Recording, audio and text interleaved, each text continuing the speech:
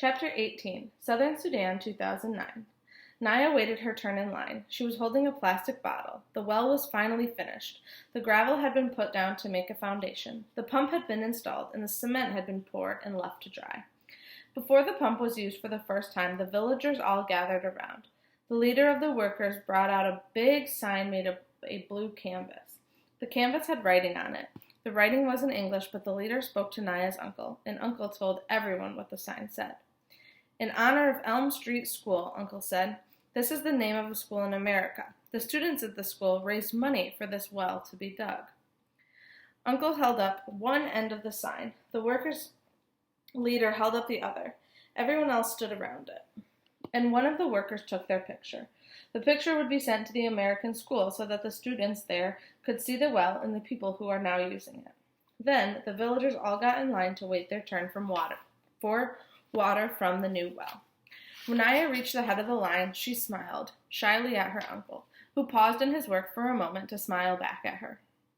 Then he began moving the pump handle, up and down, up and down. A stream of water flowed from the mouth of the pump. Naya held her bottle underneath the pump mouth. The bottle filled up quickly.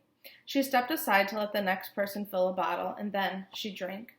The water was delicious. It wasn't warm or muddy like the water from the pond. It was cool and clear. Naya stopped drinking and held up the bottle so she could look at it. Funny that something without any color at all could be so nice. She drank a few more sips and then glanced around. Everyone had a bottle or a cup. They were drinking that lovely water, or waiting in line for more, or talking and laughing.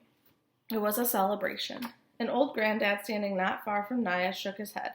In a loud voice, he said, "This is where we used to gather for our bonfire celebrations. I have been sitting on this ground my whole life.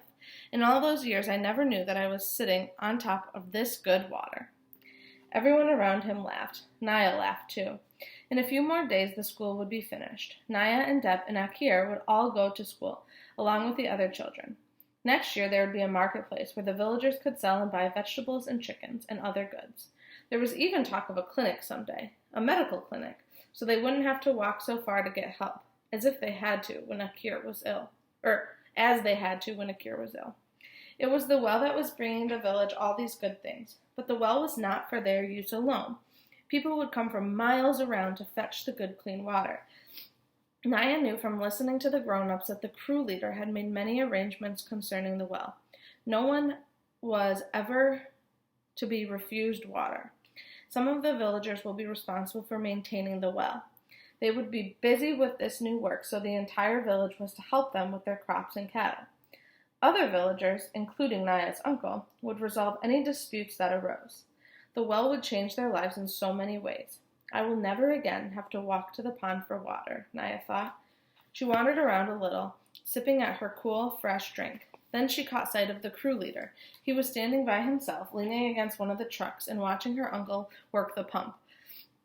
Dep saw her smiling at the man. "That man, the boss of the workers," Dep said.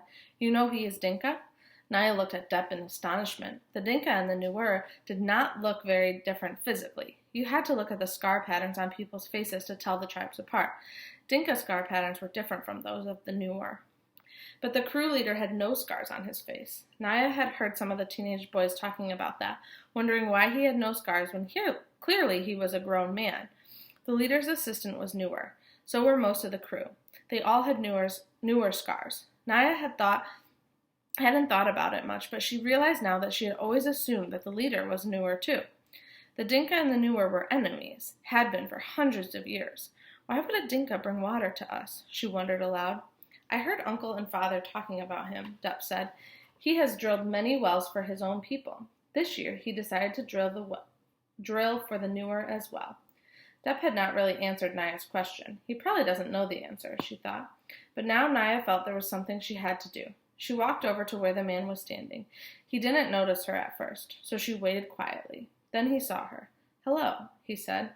Shyness flooded through Naya. For a moment, she didn't think she would be able to speak. She looked down at the ground, then at a stream of water still flowing from the pump mouth, and she found her voice. "Thank you," she said, and looked up at him bravely.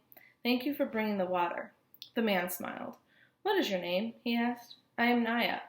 "I'm happy to meet you, Naya," he said. "My name is Salva."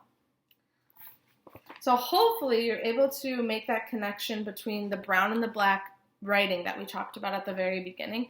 And if you were following along with the questions that got you really thinking deeply about the text, maybe you already kind of could have predicted maybe this ending.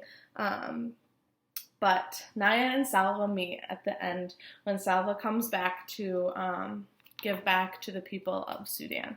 So I hope you enjoyed this book as much as I have. It is definitely one of my favorites, and it'll keep me thinking all day, I'm sure. So thanks for joining.